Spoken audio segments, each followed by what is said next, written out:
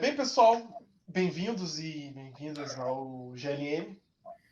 Hoje vai ser uma apresentação um pouco diferente.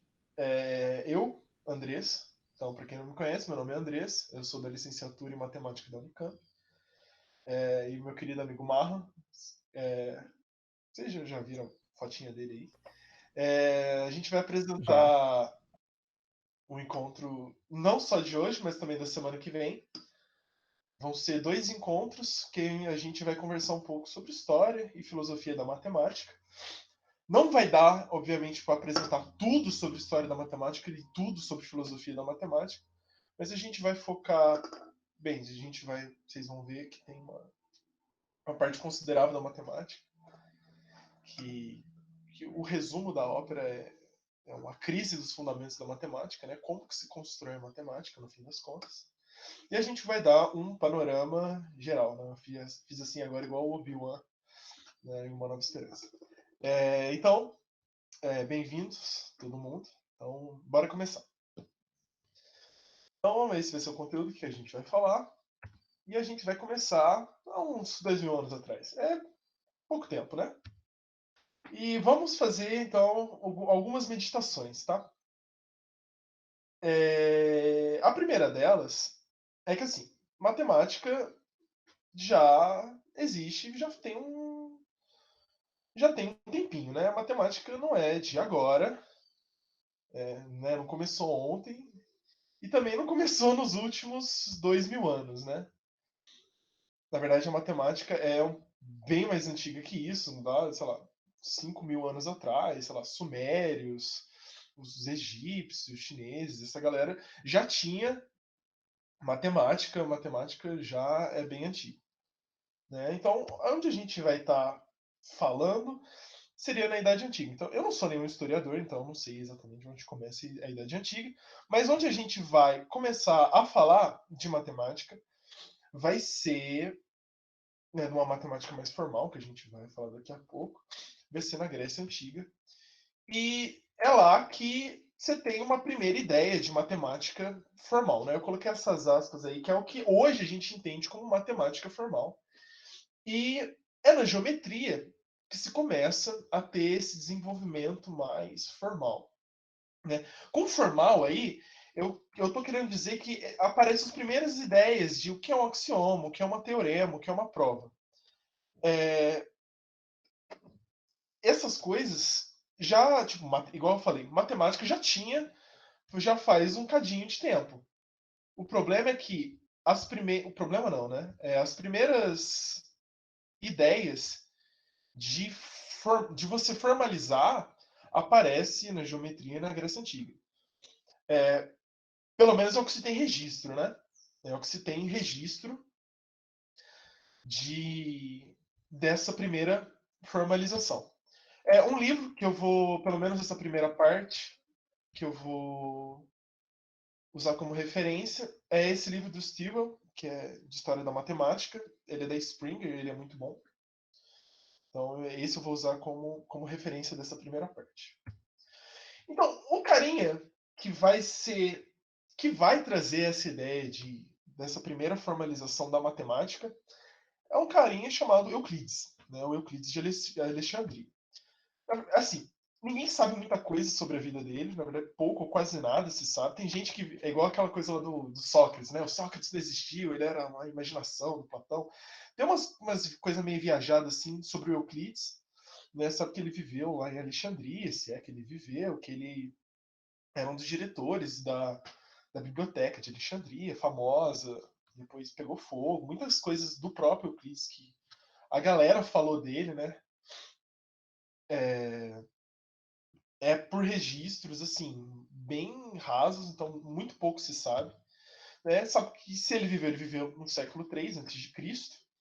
Então, olha lá, 2020 menos 300, então 2.300 anos atrás, já faz tempo. Ele viveu faz pouco tempo. E ele é famoso, né? Na verdade, as únicas referências que se tem a ele exatamente é por causa do livro dele, Os Elementos, né? Que é o maior best-seller da matemática. Best-seller, cara. Essa é uma fatinha do Euclides, né? É uma pintura do século XVII, né? Porque, tipo, na época do Euclides, né? 300 a.C., mais ou menos, não tinha fotografia, né? E os caras gostavam de... É só jogar lá na internet, tipo, Euclides, pintura, tem vários. Eu achei essa bonita. Que ele tem um esquadro na mão, ele tá com pergaminho bonitinho. Tá? Então, esse é o carinha, né? Que ele ficou famoso, né? Por causa dos Elementos, que é o livro dele. Tem gente que fala que não foi ele que escreveu, né? Isso aí é outro. Então, a gente está falando, quando a gente pensa na primeira formalização da matemática, a gente está falando do livro Os Elementos. Tá? Então, Os Elementos, esse livro, ele, na verdade, não é um livro, ele é mais uma. Coloquei coleção entre aspas, né? Porque a gente pensa hoje coleção como sendo uma enciclopédia, né? Tipo o Harry Potter da vida, são vários livros. Não, mas é um livro que ele é dividido em 13 partes, né? Cada parte ele chama de livros. Então, é um livro, né? São livros de geometria, né? Ele estuda geometria plana, geometria espacial, coisas com segmentos, de retas. Só que hoje, se a gente olhar para esse livro, ele não tem somente geometria, né? A gente consegue encontrar o que hoje, né, um olhar mais contemporâneo, a gente entende como teoria dos números e álgebra.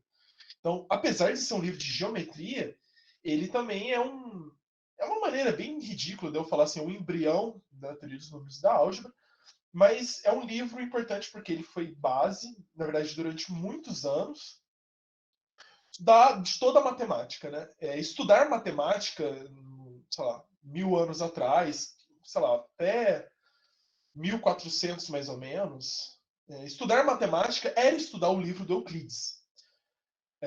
Qualquer coisa que você ia fazer, você tinha que estudar os elementos, porque nele estava toda a matemática. E nele é o que se apresenta pela primeira vez que se tem registro, né? O que seria o método dedutivo, né? De como que você faz matemática, né? E o que seria esse método dedutivo? É você ter as suas definições, você dizer especificamente o que é cada coisa, sem muita ambiguidade. Você tem os postulados, que são. Ele vai definir mais para frente, né? Pelo menos a intuição do que seriam esses postulados era tipo noções básicas que você poderia assumir para construir a geometria, né? No caso dos elementos. E as noções comuns seriam que a gente entende hoje como que você deduz, né, as proposições, né? Então, você tinha as primeiras ideias do que o que é um teorema, como que você prova alguma coisa, né? E como que você prova? Então, você quer deduzir alguma proposição, você parte de princípios básicos, que seriam esses postulados, e usando algumas noções de lógica, que seriam essas noções comuns, tá? Então, esse é o primeiro registro que se tem dessa ideia de você demonstrar alguma coisa partindo desses princípios, desses postulados e usando as suas noções comuns. Mas, além disso, se tem também construções geométricas e elas são essencialmente com regra e compasso. Então, qualquer coisa que você ia fazer nos elementos, você usava construções com regra e compasso. Pelo menos na geometria plana, né? Ele tem uma parte, pelo menos os últimos livros, são de geometria espacial, então ele menciona, ele faz com sólidos platônicos, ele tem várias. Então ele mexe não só com a geometria plana, que é espacial, mas as construções da geometria plana são com regra e compasso. Então é aí que a gente se encontra, né? É um livro para você estudar essencialmente geometria, onde ele colocava essas primeiras intuições de como que a gente faz matemática, né? Como que a gente entende matemática. É só a título de curiosidade, esse é o fragmento mais antigo que se tem dos elementos. Ele é do século I depois de Cristo, né? Ele é um trecho eu até selecionei aqui. Ele é um fragmento do segundo livro da proposição 5. E ele tem a parte de cima ali, ele trata da proposição 4. Então, a galera encontrou numa expedição. Esse é o coisa mais antiga que se tem dos elementos. Ele é só um pedaço. Mas as versões inteiras do livro dos elementos, que são do, acho que, século IV ou V, então, tipo, o Euclides é do século III a.C. E a coisa mais antiga que se tem hoje é do século I, que é 400 anos depois do próprio Euclides. Então, é só uma curiosidade histórica, né? Não é muito tipo, relevante porque a gente vai fazer hoje, mas só para entender o quão antigo é esse livro. Tá? E para a gente pensar um pouco sobre por que esse negócio, por que ele foi um livro importante? Beleza, a gente usa em matemática demonstrações, provas, construções geométricas, e às vezes essas construções geométricas elas se estendem para uma coisa mais algébrica, né? Mas como que era o livro? Ele tinha 5 postulados, 5 noções comuns. O jeito que pelo menos as traduções, né? É engraçado, né? É uma coisa interessante, né? Que apesar de ser um livro antigo pra caramba, hoje se você jogar assim no Google, os elementos Euclides PDF, você encontra uns PDFs aí do livro, né? É muito engraçado isso, né? Chega a ser irônico, né? Mas é assim, se você pegar para ler, assim, eu não recomendo se você, eu quero estudar geometria hoje. Hoje, bem, tem vários livros de geometria para você começar a estudar. Ele é um livro mais a título de curiosidade, mas ele é muito interessante para a gente pegar, porque, bem, é um livro ele faz um tempinho, né, que ele foi publicado. E aí a linguagem dele muito engraçada, né? A gente acha engraçado, né? Mas, então, vamos pensar um pouquinho. Vamos ver a primeira noção comum. Então, as noções comuns, elas tratavam de intuições lógicas. Então, vamos ver como é que é a primeira, né? Então, coisas iguais, a mesma coisa, são iguais entre si. O linguajar do livro, ele fala de uma maneira, parece um enigma, né? Que a gente está tentando desvendar, né? Coisas iguais, a mesma coisa, são iguais entre si. Eu queria. Por isso que a gente formaliza, né? E essa é uma isso está formalizado por Euclides, isso era uma formalização, né? Mas aí agora eu vou querer saber de vocês o que vocês acham que significa isso daí, né? Coisas iguais, a mesma coisa, são iguais entre si. O que vocês acham que isso daí significa, né? Manifestem-se, pessoas. A gente Chat está aberto, vocês podem ligar o microfone queremos para dar saber de mais vocês. trabalho para o Hugo, né? Transitividade. Transitividade, ó, o Matheus mandou no chat aqui, se A igual a B, B igual a C, então A igual a C, o Clério também mandou parecido, e é exatamente isso, né, que a galera falou, né, se a gente fosse formalizar uma notação mais moderna, é a ideia de transitividade. Se eu tenho duas coisas iguais a mesma coisa, então elas são iguais entre si, né, essa ideia da transitividade da igualdade. Então, é uma primeira ideia dessa transitividade da igualdade. Engraçado que assim, as noções comuns, os próprios postulados, eles são. O jeito que ele escreve é bem engraçado, né? Tipo, engraçado hoje, né? Na época era coisa de ponto. Então a gente vai pular um pouco, né? A gente vai pular a 2, a 3 e a 4, né? E vamos para a quinta. Vamos ver o que a quinta noção comum nos fala, né? O todo é maior do que a parte. Tá. O que vocês acham que isso daí significa, né? O que isso daí tem a ver, né? Ó, galera, manda no chat aí.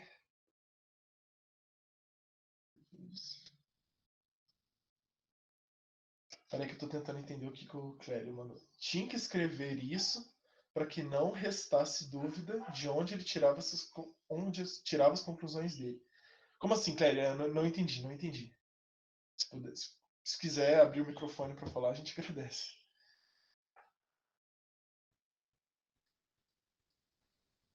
Eu ia tentar dar uma explicação, mas eu não sei se eu entendi também. Eu acho que o que o Clédio está tentando falar é que ele coloca essas noções comuns, ou ele assume essas noções comuns, para justificar os passos Sim, dedutivos que ele sim, dá mais sim. adiante. Né? É exatamente isso, para que servem as noções comuns. Né? Os postulados são as coisas básicas da construção geométrica, né? Então uma noção, um postulado dele lá, assim, todos os ângulos retos são iguais. A outra coisa que ele coloca, né? Se você tem uma reta, você consegue prolongar ela para qualquer um dos lados.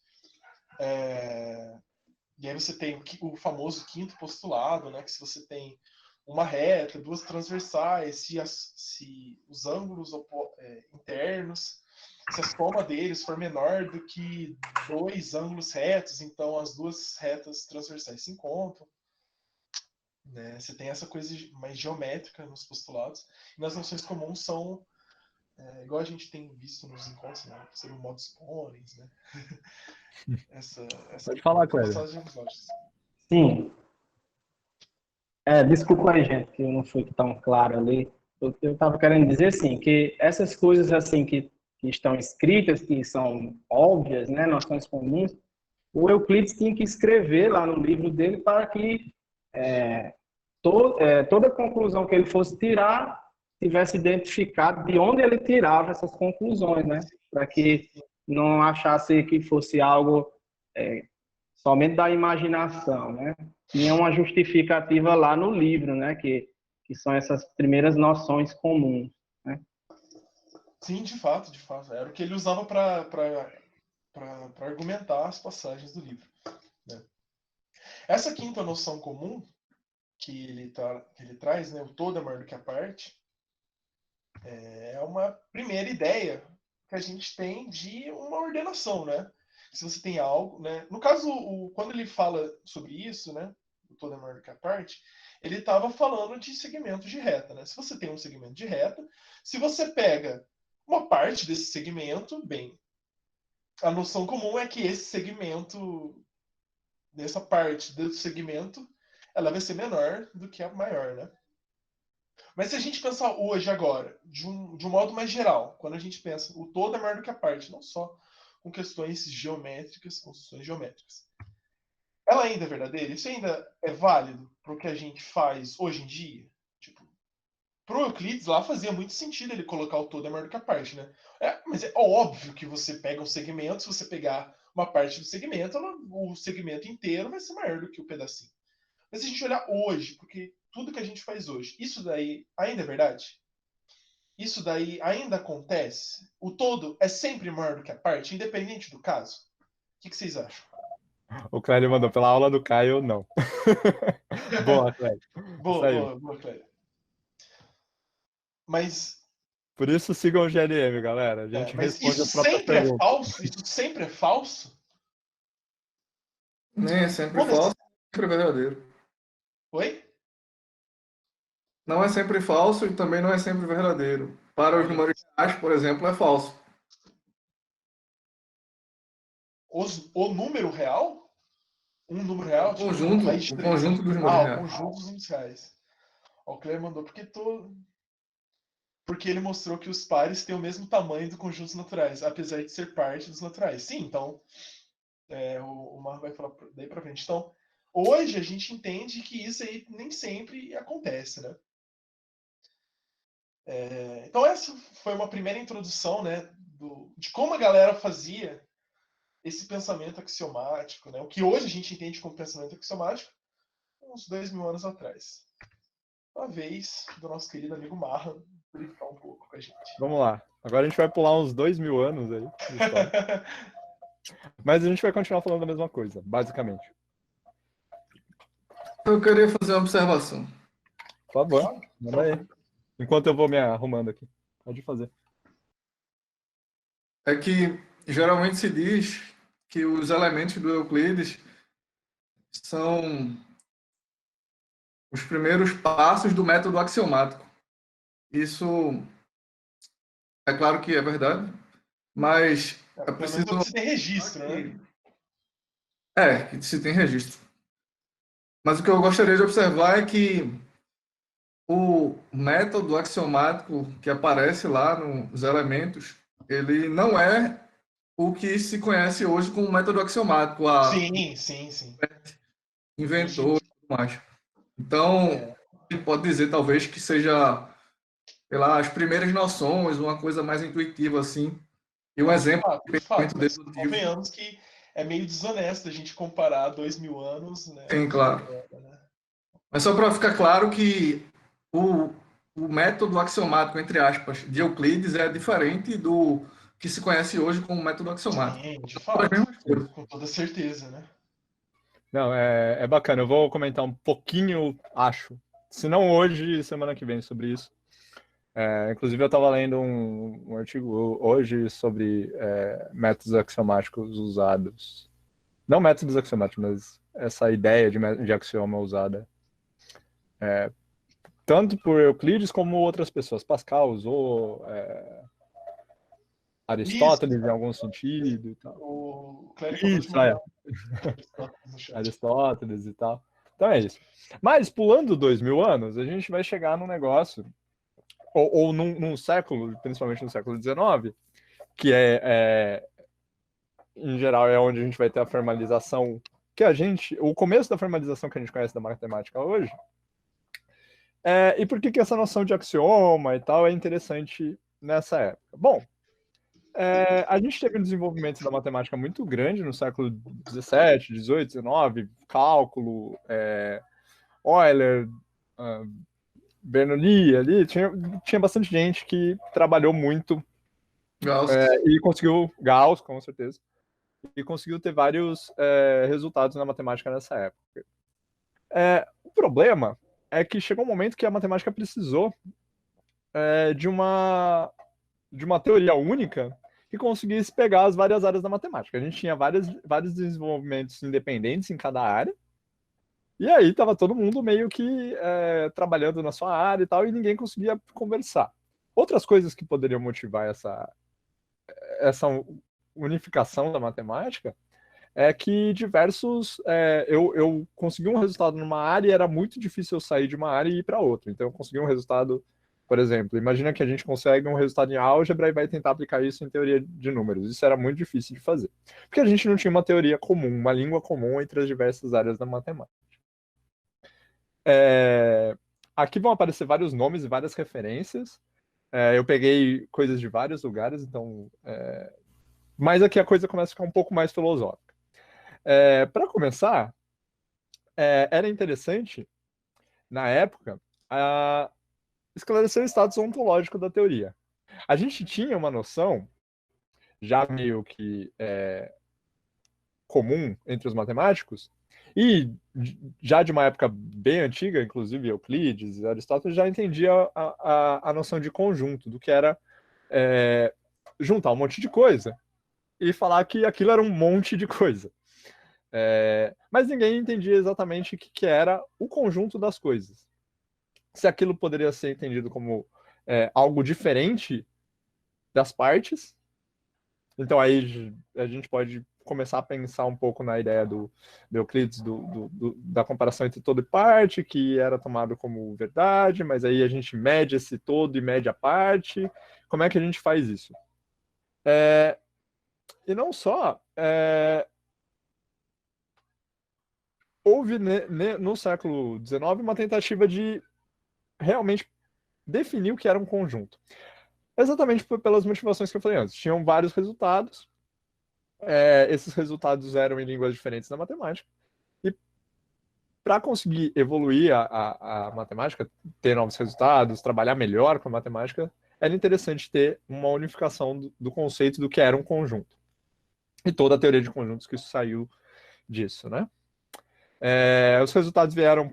Eu coloquei 3 aqui, eu coloquei Bolzano, Cantor e Dedekind, mas tinha outras pessoas trabalhando nisso, Schröder, não consigo mais pensar, acho que Boole em algum sentido. E outra coisa que agora assim, é bem filosófica é a necessidade de entender e lidar com o infinito. A gente já tinha nessa época o cálculo. E a motivação do cálculo, pelo menos olhando para o lado de Leibniz, é que a gente tinha pedacinhos muito pequenos, unidades fundamentais, as mônadas, se eu não me engano,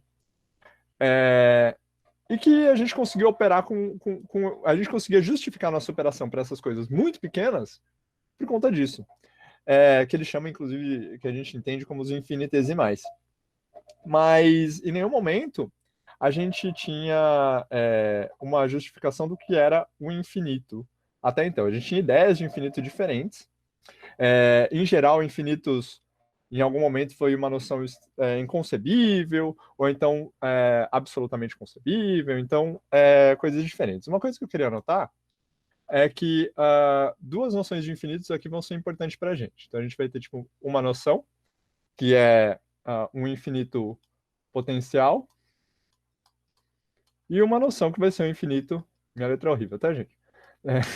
Atual. Essas duas noções vão ser interessantes para a gente, inclusive porque elas são contemporâneas. Existe ainda debate como a gente deveria conceber o infinito na teoria de conjuntos. Tá? E é legal que o debate vem da filosofia. Então, vem de Leibniz, vem de Kant, vem de Hume, vem de Aristóteles, vem da medievalidade, enfim. E tem reflexões na matemática, se a gente poderia aceitar ou não. E outra coisa interessante é que a gente geralmente pensa em infinito como uma coisa muito grande. Certo? Então a gente sempre pensa em infinito como algo que eu nunca vou alcançar, ou que um tempo é infinito, então ele acontece para sempre, mesmo que para sempre não quer capturar o que infinito quer dizer. Mas, de novo, falando da noção de Leibniz, quando eu penso no cálculo e quando eu penso em derivada, o que eu estou fazendo, na verdade, é olhando para um infinito pequeno. Então, as coisas podem ser infinitamente grandes ou infinitamente pequenas. Tá bom? Então, essas duas noções são interessantes da gente pensar por enquanto.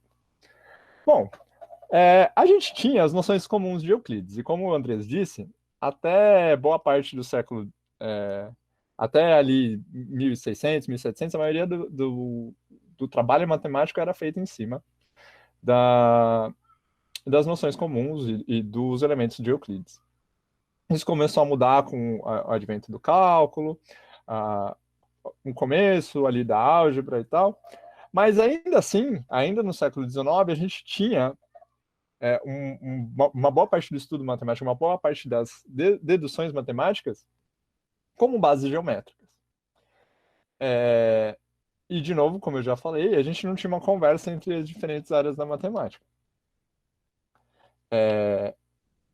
E aí, em algumas demonstrações, era preciso ter uma definição melhor do que a gente estava trabalhando. Um exemplo que eu vou colocar aqui é o que o Dedekind fez com os seus cortes de Dedekind. Então, quando ele vai tentar fazer os cortes de Dedekind, ele está amparado por uma noção de conjunto já mais sofisticada, e ele deixa aquela noção que poderia ser intuitiva ou que poderia ser geometricamente justificada de um jeito justificado de um jeito quase axiomático. Não vou falar axiomático porque ele não dá os axiomas, mas ele tem ali umas noções mais primitivas e ele deriva as noções mais complexas a partir dessa. Bom, mas aí como é que a gente define conjunto? O que é um conjunto? O que a gente entende por um conjunto? Agora, se eu for perguntar para vocês o que é conjunto, todo mundo já viu na escola e também já viu, quem está na faculdade e fez matemática lógica, já viu a definição de conjunto, né? Então, conjunto, a gente já deu também, não lembro se a gente deu, mas a gente pensa no conjunto como um negócio de, primitivamente, a gente pensa num conjunto como sendo uma entidade do tipo x tal que φ de x, certo? Φ é uma propriedade, x é um objeto, então todos os objetos que têm aquela propriedade eu posso juntar eles e essa coleção de objetos que possuem a mesma propriedade é o que a gente chama de conjunto. Mas nessa época a gente tinha essa noção e algumas outras noções são importantes da gente delinear o que é um conjunto e o que não é um conjunto. Isso eu já falei, exemplo claro de Dedekind. Vou ficar aqui por enquanto. Por quê? Porque a gente pode pensar em conjunto de diferentes maneiras. A gente pode pensar no conjunto como os objetos, individualmente. Uma coleção de objetos, individualmente. Então, eu juntar eles é um conjunto de objetos, é um monte de objetos. Ou então eu posso pensar, como a gente pensa contemporaneamente, eu imagino, que é uma entidade matemática que não é simplesmente os objetos, mas é alguma coisa que está acima dos objetos. Ele está ontologicamente acima dos objetos. Ontologicamente, o que eu quero dizer é que ele existe de uma maneira filosófica e tal, acima dos seus objetos. Então, eu tenho os objetos, mas eu não consigo falar de um conjunto dos objetos da mesma maneira que eu falo desses objetos. Certo? E nessa ideia de tornar essas noções comuns mais precisas, uma das concepções que era interessante e que muitos matemáticos e filósofos dessa época estavam tentando definir é a concepção de infinito. Como a gente concebe infinito. Porque até então a gente tinha essa ideia de que infinito é algo que existe para sempre, algo que nunca acaba, mas a noção do Leibniz colocou alguma ideia de que infinito também pode ser pequeno. Infinitamente pequeno. O que eu já falei de infinito potencial e infinito atual é uma maneira que o Cantor mostra num artigo dele de 1885, se eu não me engano. Na verdade, é uma carta dele, que ele vai comentando várias noções de infinito. E aqui eu queria só falar, dar uma diferenciação. O infinito potencial é aquele que a gente sempre tem, por exemplo, eu consigo chegar. Imagina que eu tenho, por exemplo, eu começo a contar, certo? Eu conto 1, 2, 3, 4 e assim por diante. Esse assim por diante, no infinito potencial, simplesmente quer dizer que, dado um número n de risquinhos que eu posso fazer, eu sempre posso fazer mais um. Então, eu fiz um número n de risquinhos. Então, eu vou fazer o n mais 1, n mais 2, n mais 3 e continuar potencialmente. Então, ele é potencial porque eu consigo sempre falar, dado um n qualquer na minha sequência, eu consigo falar do próximo. Em comparação com o infinito atual, e aqui eu não sei se eu vou conseguir desenhar, porque ele é um infinito atual, ele é o conjunto de todos esses risquinhos. O infinito, ele captura a noção de totalidade nessa sequência. E existia um debate muito grande entre diversos filósofos de diversas épocas, assumindo o infinito atual e o infinito potencial. Alguns relacionam o infinito atual com Deus é o absoluto e tal. Outros vão nessa noção de infinito potencial. Se eu não me engano, quando eu li Aristóteles, isso já faz algum tempo, Aristóteles pensa no infinito potencial quando ele fala de universo, né? O universo iria para sempre e tal. E mesmo assim, ele não admite nenhuma das duas. O Aristóteles acha que o infinito é inconcebível. Outras pessoas vão achar que o infinito potencial é concebível, mas não. Outros vão achar que o atual é concebível, dado alguns critérios. Mas, em geral, essas duas são as noções que perduram até hoje. E outra dificuldade que a gente tinha era contar infinitos. Então, como a gente conta 10 infinitos? Eu sei que, por exemplo, se a gente for olhar para a aula do Caio, ou para a primeira aula do Caio, ele falou que a gente, dado um conjunto X, eu consigo falar que X tem a mesma cardinalidade que Y se existe uma objeção entre X e Y. Então, quer dizer, eu pego cada elemento de X e associo a um elemento diferente em Y. Então, cada elemento de X, se a gente pegar um conjunto X, eu associo a um elemento diferente em Y, e eu faço isso para todos os elementos de X, e todos os elementos de X vão cobrir a totalidade do elemento Y. Do conjunto Y. Certo?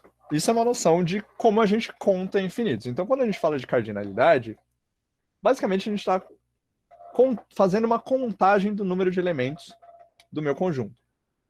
O problema é que, para conjuntos finitos, isso é ok, né? Eu pego um conjunto que tem 3 elementos, outro conjunto que tem 3 elementos, e falo, olha, esses dois conjuntos têm os mesmos elementos. E como a gente faz isso para infinitos? qual é a justificativa que eu dou para quando a gente chega no caso infinito? Bom, isso vai permear também uma boa parte da discussão e dar motivação para a gente pegar a teoria de conjuntos, que tem uma ideia naive, intuitiva, e na virada do século, com o problema dos paradoxos, a gente axiomatizar essa teoria. Bom, e aí tem outras coisas mais importantes que a gente também precisa saber. O que é um conjunto, né? Igual eu falei, é só a coleção das coisas? É algo além da coleção das coisas? Eu posso juntar qualquer coisa? Eu posso juntar gatos e cachorros no mesmo conjunto? Eu posso juntar gatos e números no mesmo conjunto? Meus exemplos com gatos. Ok.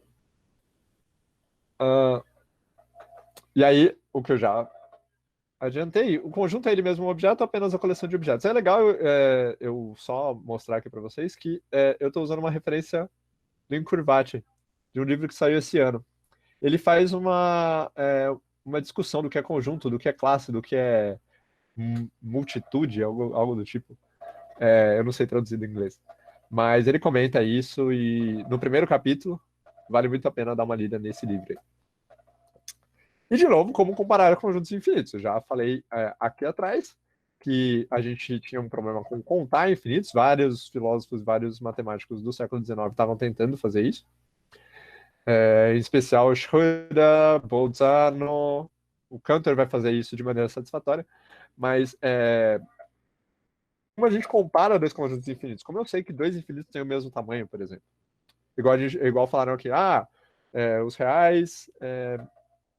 a parte dos reais e os reais têm o mesmo tamanho, né? Ah, legal, mas como é que eu faço essa comparação? Esse era um problema até então. E aí a gente vai dar uma revisão das noções comuns. O André já adiantou essa pergunta, o todo é maior que a parte? O que vocês acham? Eu não tô lendo o chat, gente. Se alguém tiver algo para falar, me parem aí. A galera tá mandando o link do LibGen do livro aí, ó. Muito bom. Muito bom. Bravo. Gatos e cachorros, se você estiver falando Às de uma vezes sim, às vezes não. comunidade. Então, Greg, sim. Gatos e cachorros, se você estiver falando de uma comunidade de animais. Exatamente. Isso é algo interessante. Quando a gente está falando de conjunto, eu tenho que definir minha propriedade que eu estou juntando, tá?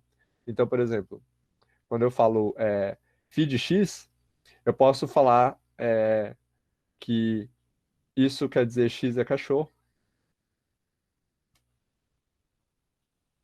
Opa. X é cachorro. X é gato. Certo? Isso são duas coisas diferentes. Mas eu posso definir meu φ como sendo ainda uma terceira opção. Tô perdendo meu cursor. Que X é animal. E aí eu poderia colocar eles juntos. Tá? Então, talvez aqui, nesse caso aqui, a gente não pudesse colocar eles juntos. Mas aqui sim. O todo é maior que a mera soma das suas partes. Isso aqui é uma coisa que eu adicionei. Mas vai ter a ver com o conceito que a gente vai usar, ou o que eu vou falar brevemente, de ordinais. Se eu somar mais um nos naturais, a gente chega no conjunto dos naturais? Isso é uma pergunta que eu acho que a gente pode... a gente já comentou um pouco sobre isso. Se a gente ir somando, então se a gente pegar a soma de natural e natural, se a gente ir somando um para cada natural, a gente vai chegar no conjunto total dos naturais? A gente parece uma pergunta assim, meio besta, mas isso... Porque a gente já sabe a resposta, né? Parece uma pergunta meio estranha também, né? No século XIX era um negócio que os caras estavam debatendo, assim, eram artigos, os caras escreviam e falavam, não sei, acho que sim, acho que não, acho que sim porque justifica, porque Deus quis, justifica porque, logicamente, dá certo. E também é importante falar que nessa época não tinha lógica, né? A lógica vai aparecer exatamente por causa desses problemas. Todos esses problemas de justificar cada um desses passos não tem uma resposta nessa época satisfatória. Vai ter uma resposta com Cantor e com Frege, mas não tem uma resposta nessa época porque não tinha da onde responder. A gente não tinha um sistema formalizado que conseguisse dar conta dessas coisas. A resposta é trivial para casos finitos, né? Se você ir somando, você chega... a parte pequena é menor que o todo, óbvio. Igual o Andrés falou, se eu pego um segmento de reta, um pedacinho do segmento é menor que a reta inteira. Mas para casos infinitos, o que acontece? Tá? Então todas essas perguntas eram coisas que estavam rolando e que ninguém sabia a resposta direito. Qual foi a pergunta? Se a gente ir somando mais um, e fala que dá menos 1 sobre 12. Pois é. É o melhor resultado da matemática. Bom, então a gente vai avançar um pouco. Eu vou tentar fazer um pouquinho mais rápido. Eu vou deixar esse slide completo, porque são 4 noções que o Bolzano conseguiu colocar juntos. Então, nessa disputa, a gente começa a querer melhorar a nossa noção de conjunto. E o Bolzano coloca esses 4 critérios como sendo a definição, ou pelo menos a concepção de conjuntos que a gente teria. Então, conjunto seria algo univocamente determinado pela totalidade dos seus elementos. Então, conjunto seria uma coisa que é determinada pelos seus elementos, ok? Então, conjunto não é mais um negócio, uma coleção de coisas. Ele não é a coleção das coisas, ele é algo que é determinado pelas coisas que ele tem. Então, eu consigo, em algum sentido, comparar 2 conjuntos diferentes. Falar que um conjunto é um conjunto de... Igual a gente falou lá em cima, um conjunto de animais e um conjunto de cachorros são 2 conjuntos diferentes.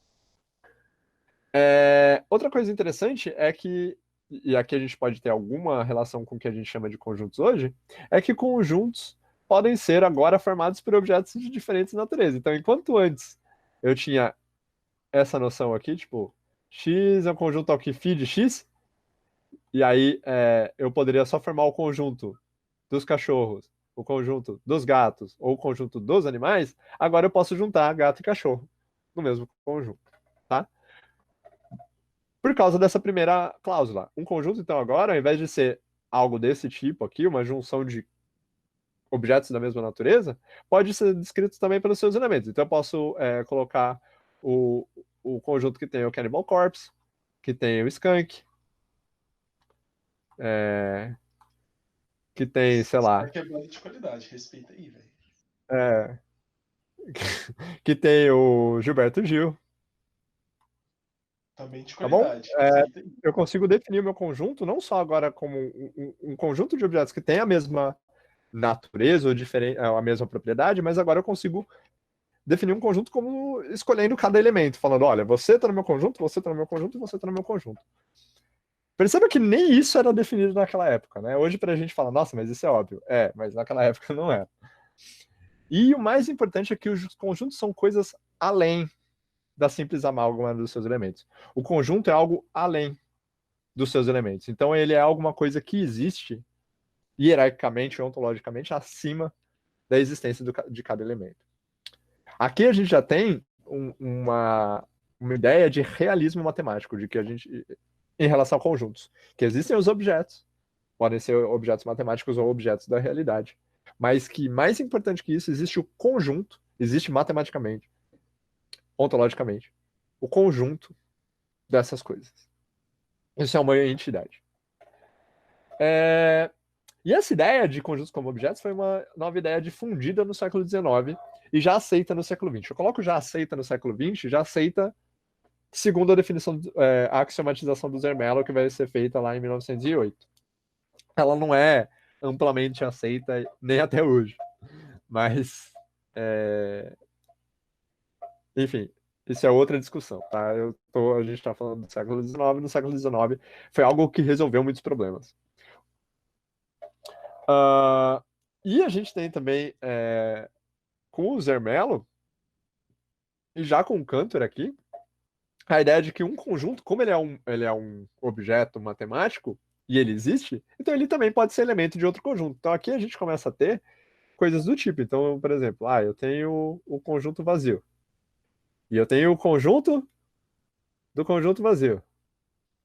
E aí eu tenho o conjunto do conjunto do conjunto vazio. E assim por diante. Percebam que isso aqui é a definição básica dos ordinais de Zermelo, né? Que é o conjunto, conjunto do conjunto, conjunto do conjunto do conjunto e assim por diante. E tudo isso aqui, todos eles, mesmo sendo conjuntos, são elementos de um outro conjunto. Essa, essa ideia de que um conjunto pode ser elemento de outro conjunto é a ideia que a gente usa na hierarquia cumulativa, iterativa cumulativa.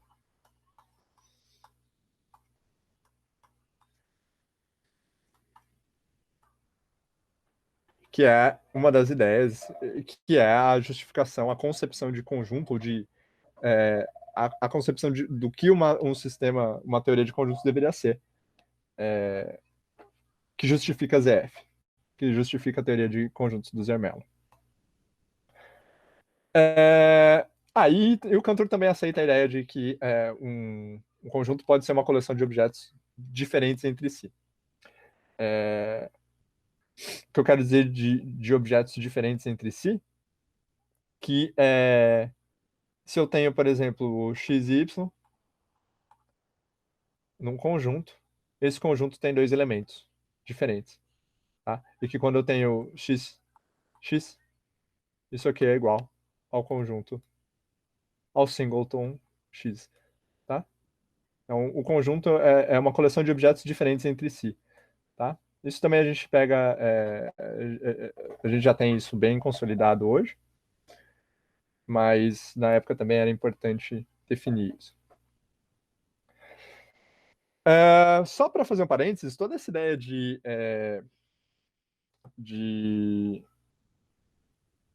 formalizar a lógica e formalizar a matemática e deixar tudo muito claro, muito preciso, passou por Frege. Frege tem o projeto Logicista, e o projeto Logicista, basicamente, ele tenta pegar toda a matemática, formalizar e fazer com que toda a dedução matemática, que até então, como o Andrés tinha dito, era feita por regra com passo, ou então por alguns passos que os matemáticos achavam intuitivo, e como a gente já falou no primeiro encontro, a intuição e a lógica não andam muito de mãos dadas. E o Frege tenta fazer isso, ele tenta fazer uma formalização da nossa intuição, que ele chama de Begriffsschrift, ele vai fazer lá no finzinho do século XIX, e fazer com que todo passo dedutivo na matemática fosse justificado, igual a gente faz na lógica, hoje em dia, né? Então, todo passo na lógica é justificado, e era exatamente isso que o Frege queria fazer. Além disso, o Frege queria pegar a matemática e, na ideia dele, ele conseguiria fazer com que a matemática se reduzisse à lógica. Toda sentença matemática seria uma sentença lógica. Eu não vou ficar aqui falando do Frege, porque o Frege é complicadíssimo. A gente consegue fazer um encontro só sobre o Frege e ainda a gente vai ter um monte de dúvida. Bem legal. A referência que eu dou é o livro do Linebo. Aqui tem uma parte introdutória sobre o Frege bem legal. Um exemplo é o teorema de valor intermediário, mas eu vou pular aqui por conta de tempo. E só adiantando, a gente vai ter problema, na verdade, com a definição da lei básica 5, ou princípio de abstração. Que fala quando dois conjuntos são iguais, basicamente. Ele dá uma definição de igualdade a partir de propriedades dos conjuntos. Mas isso não é tão importante para o que a gente vai ver hoje. É muito importante para a filosofia da matemática por conta de um paradoxo que a gente vai ver agora. Então, vocês viram que nada era muito consolidado até então. É o Inception de conjuntos. Exato. Não tem uma objeção entre 1 mais 1 mais 1. Tem, Amon. Tem uma objeção entre 1 mais 1 mais 1 mais 1 mais 1 e 1 mais 2 mais 3. Lá. Mas a minha pergunta na época era se I somando 1 resultaria na totalidade do conjunto dos naturais. Resultaria em ômega, no caso. Bota Dimo Borg aí também. Cara, eu ia colocar, mas escrever é mais difícil que falar, então eu dei uma travada. A gente Tira tá skunk. zoando bastante nos comentários aí, mano. Beleza. Ok. Aí a gente chega para a parte interessante do encontro, que são as antinomias. Essas diferentes concepções de infinito, de o que seria um conjunto, de como formalizar a noção de conjunto. E aqui o Cantor, ele dá uma certa formalização para os conjuntos dele, ele dá uma certa axiomatização, não é exatamente a axiomatização mesmo, com axiomas, teoremas e assim por diante, mas ele pega alguns princípios básicos. Não só ele, mas o Bolzano, como vocês já viram, assumindo aqueles 4 princípios, e o Dedekind também faz isso. Eles assumem alguns critérios básicos e alguns princípios auto-evidentes, ou que eles consideram que seriam suficientes para garantir que não restassem dúvidas para os resultados que eles iam fazer. Bom, mas aí a gente tem um problema com a ideia de que o conjunto é uma coleção de objetos. Quando a gente fala que um conjunto é algo, é uma coleção de objetos com alguma propriedade, a gente tem um problema. Porque em caso finito, quando isso aqui é finito, beleza, fechou. Mas lembra que o conjunto agora também é um objeto? Então não só o x é um objeto, mas o conjunto que contém x é um objeto. E são objetos diferentes. Tá? Bom, quando tudo isso é finito, eu consigo me desviar. Eu sei como contar, eu sei como comparar esses dois conjuntos e sei falar quando eles são diferentes. Mas e quando eles são infinitos? Bom, já vou adiantar que nessa concepção, que a gente hoje chama de concepção intuitiva de conjuntos, pelo menos 3 paradoxos lógicos apareceram. Eu vou chamar esses paradoxos lógicos segundo Fraenkel. Isso, a referência está lá na frente. Fraenkel, para quem não sabe, é o F na teoria ZF. Então é só o cara que adicionou um dos axiomas importantes na teoria de conjuntos para resolver, inclusive, esses problemas. E um desses problemas é resolvido pelo axioma que o Fraenkel... Não o Fraenkel, o Skolem também, mas... na verdade foi Skolem, enfim. Outro debate. E o Fraenkel, no livro dele de 73, na verdade o livro é de 58, mas a melhor edição é de 53, de 73, aliás. Ele mostra esses 3 paradoxos e ele divide entre paradoxos lógicos e paradoxos semânticos. Bom, então a gente chega no paradoxo de Cantor. Vocês lembram que o Caio pelo menos demonstrou que a gente tinha esse teorema aqui, certo? Teorema de Cantor. Que o tamanho do conjunto, a cardinalidade do conjunto é menor que a cardinalidade do conjunto das partes desse conjunto. Basicamente, para quem nunca viu conjuntos, eu vou pegar um conjunto de 2 elementos, então eu tenho um conjunto AB, isso é o nosso conjunto X, o nosso conjunto P de X teria o vazio, teria o conjunto que contém o A, o conjunto que contém o B, e o conjunto que contém AB. Esse seria o nosso E de X. Dá para ver que é maior, né? Aqui a gente tem 2 elementos, então a gente consegue contar 1, 2, e aqui a gente tem 4 elementos. A gente tem um elemento aqui, um elemento aqui, um elemento aqui e um elemento aqui. Beleza? Bom, mas imagina que a gente pega a propriedade, então vê agora como eu posso pegar qualquer propriedade, eu falo que V é o conjunto de tudo aquilo que é igual a si mesmo. Então ele é basicamente o conjunto de todos os conjuntos. Certo? Porque tudo é igual a si mesmo. Todos os conjuntos são iguais a si mesmo, então ele vai ser o conjunto de todos os conjuntos. Já adiantei para vocês, o teorema de Cantor diz que para todo conjunto X, a cardinalidade de X é maior do que a cardinalidade do conjunto das partes de X. Portanto, o conjunto de todos os conjuntos é menor do que o conjunto das partes de todos os conjuntos. Certo? Então a gente tem um conjunto maior que o conjunto de todos os conjuntos. Mas espera, o conjunto de todos os conjuntos é o maior conjunto que existe. E aí a gente chega numa contradição. Então esse é o primeiro paradoxo que a gente chega tomando como intuitiva a noção de conjunto.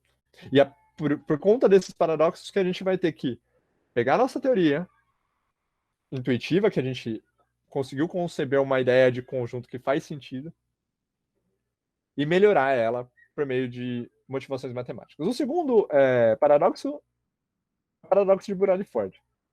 E aqui vai ser interessante a gente olhar para a classe de todos os ordinais. Para quem não viu o ordinal, vai ser um pouquinho complicado eu falar disso agora, mas os ordinais é basicamente todo conjunto que é transitivo e bem ordenado.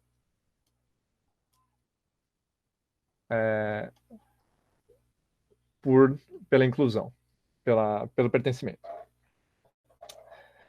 E aí a gente pega o tipo de ordem desse conjunto. Basicamente, o tipo de ordem vai ser um ordinal que tem um isomorfismo com o conjunto bem ordenado por uma relação. E como é um ordinal, eu posso operar sobre ele. Eu posso fazer a operação de sucessor sobre esse ordinal, que também vai ser um ordinal. Todo ordinal alfa união, o conjunto que contém alfa é um ordinal. E aí a gente chega em outro paradoxo. A gente tem algo maior que a classe de tudo aquilo que é ordinal. E para terminar, a gente tem o famoso paradoxo de Russell. Para quem nunca viu o paradoxo de Russell, basicamente é o seguinte. Tem algumas ideias mais intuitivas. Eu vou falar do paradoxo do barbeiro, que não é o mesmo paradoxo, tá? Um é paradoxo semântico, o outro é paradoxo lógico, mas dá para entender por vias didáticas. Basicamente, a gente tem uma vila qualquer lá, medieval, com um número finito de pessoas, aí 300 pessoas. E existe um barbeiro na vila. Esse barbeiro, faz a barba de todo mundo que não faz a própria barba. Certo? Então, todo mundo que não faz a própria barba, o barbeiro faz a barba dessas pessoas. E aí, o paradoxo de Russell é a pergunta.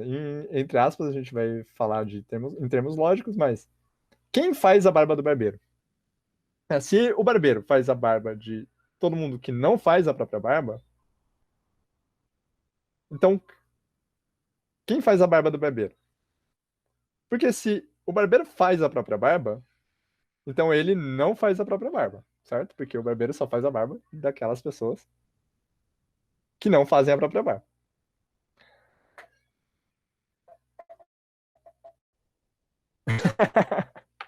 Esse paradoxo é a pegadinha. E ele é uma pegadinha, na verdade, ele é uma pegadinha que é uma pegadinha, é engraçado. Isso aí, Tatiana. Quem faz o palhaço rir, né? É o palhate do Watchmen. E como você resolve isso, né? Essa coisa bizarra. Eu cortei o Andrés, tadinho. Dança, gatinho, dança. Como a gente resolve isso por meios lógicos? Porque isso aqui, basicamente, o que está falando? A é o conjunto de tudo aquilo que não pertence a si mesmo. Certo? Mas aí a gente tem que, por exemplo, A é um conjunto, certo? A não pertence a A. Certo? Concordo? Porque o conjunto é maior do que os objetos que tem dentro dele. Então, A sendo um conjunto é maior do que os objetos que estão nele. Mas a gente falou que a propriedade para A não pertencer a A, aliás, para que algum objeto pertença a A, é que ele não pertença a si mesmo. Olha só, A não pertence a A. Então, A pertence a A. Mas se A pertence a A, então A não pertence a A. E aí a gente tem um problema. Né? Segue-se que A pertence a A, C e somente C. Então, todos os casos que A pertence a A não pertence a A, e todos os casos que A não pertence a A pertence a A. E aqui importante frisar. O paradoxo de Russell é importante porque mostra o erro na formulação do axioma da compreensão. essa ideia de que um conjunto é tudo aquilo determinado por uma certa propriedade, que é uma intuição que a gente conseguiu chegar depois de muita discussão e depois de muito pensar sobre o que seria um conjunto e como a gente deveria conceber um conjunto, isso está errado. Só que, nessa época, a teoria de conjuntos já era forte o suficiente para fazer o que ela estava querendo fazer lá atrás, que era dar uma linguagem que conseguiria pegar alguns conceitos e critérios da matemática e unificar. Então aqui, nessa época, quando a gente descobre o paradoxo de Russell, que é numa carta com Frege, o Bolzano já tinha visto que ia dar problema, o Cantor já tinha visto que ia dar problema, mas dava para até onde eles estenderam a teoria de conjuntos, dava para levar. Quando se descobre um paradoxo exatamente no axioma da compreensão, que é um dos axiomas básicos dessa teoria de conjuntos, tudo ruim. Porque se tem algum erro na minha formulação, na base da minha formulação, todo o resto que é derivado a partir dela tá errado. É falso, ou é trivial, né? Porque se... Enfim, se eu parto de um sistema contraditório, tudo que eu derivo dele é trivial. Como a gente já mostrou Para consistência, para consistência seria não trivial. Mas a gente já mostrou nos encontros anteriores, algo do tipo. Bom, e aí, o que a gente faz com isso? A gente tem um sistema inconsistente, contraditório. Então no próximo episódio a gente vai ver, na semana que vem, como foi resolvido isso, como o Zermelo resolveu isso, como foi concebido o programa de Hilbert, axiomatizar a matemática. O Cantor já tinha notado que tinha problema, o Bolzano já tinha notado que tinha problema. O Zermelo já tinha resolvido o paradoxo de Cantor quase 10 anos antes de axiomatizar a teoria de conjuntos. Como eu falei, a construção genética do Cantor já era uma tentativa de evitar esses paradoxos. O que o Cantor faz, na verdade, para resolver o paradoxo que ele mesmo notou que existia, ele fala que esse conjunto aqui, o conjunto V de todos os conjuntos, é um conjunto absolutamente infinito. Ele é infinito de um jeito, ele é tão infinito que você não consegue trabalhar com ele. Ele é, tipo, infinito pra caramba. Uma ideia que a gente... Infinito pra caramba é o nome de um álbum do Humberto Gessinger, depois que ele saiu do Engenheiros da Havaí. Olha só. GLM e... Infinito tem tudo ali. Mas olha que legal, essa ideia do Cantor de tentar resolver o próprio paradoxo cai quando a gente olha para a classe de todos os ordinais. Porque a classe de todos os ordinais também é um infinito que a gente não consegue operar. É o infinito absoluto que ele chama. Só que a gente consegue chegar nele, teoricamente, né? Do jeito que está definido aqui. A gente não consegue chegar nele porque é uma classe, não é um conjunto. Mas... Spoilers, mas é muito legal. E o Zermelo, muito antes de axiomatizar a teoria de conjuntos, já havia pensado em resolver o problema. Ele conseguiu, na verdade, resolver o paradoxo de Cantor. Talvez eu dê a demonstraçãozinha, tem no artigo. Utilizando os infinitos absolutos como conjuntos que não podem ter cardinalidade. Então, são infinitos tão grandes que a gente não consegue medir. Finalzinho foi um pouco rápido, galera, foi mal. Mas é isso aí, terminamos. Para terminar, só o último recadinho. E-mail, Instagram, canal no YouTube.